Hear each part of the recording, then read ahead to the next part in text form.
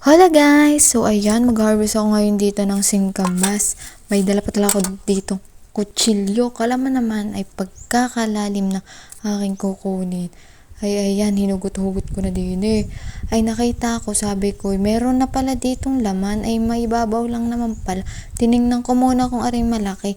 Sabi ko, ay parang maliit pa. Ay siya, ibabalik ko muna itong mga lupa. Sabi ko, maghahanap muna ako din ng ibang puno, yung matibay-tibay para malaki naman ang aking makuha. Eh di nga ako yung naghanap diyan. Naghanap-hanap ako dyan. Ayun, ay may nakita din naman siya. Gugutin ko agad. Abay, pagkabilis lang naman palang mahugot na rin. Ayun, ay pagkaganda-ganda. Sabi ko, okay naman ere.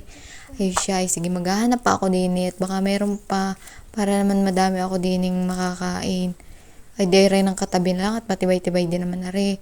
Sabi ko, ayun, nunugot ko. Sabi ko, parang ito yung mabigat-bigat. Ay siya, ay parang malaki to. Sabi ko, hindi ako yung tuwan-tuwa. Tuwan-tuwa ako din eh. Sabi ko, yun. Ay pagkaganda at kalaki nga. Hindi ako tuwan-tuwa at may makakain ako din eh. Sabi ko, ayan, ayoko maghanap pa din ng isa at ako natuwa. Sabi ko, baka meron pa din yung malaki-laki. Ay din ako sa dulo at madami din sa dulo na hanap-hanap ako din eh. Kakaunti lang din naman na rin eh. Ay di ako todo hanap. Sabi ko, meron pa kaya? Parang maliliit na eh. Sabi ko, ay hugutin ko na ito. Sabi ko, parang, sabi ko, parang maliit pa. Sabi ko, wala na, nakuha ko na. Ay siya, ay di kunin ko na. Sabi ko, tama na nga yan. At sabi ko, maliit na eh. Sabi ko, baka madami pang maliit na makuha. Sabi ko, makakain ko din naman are. Pagkasarap-sarap nito at kaharbis laang.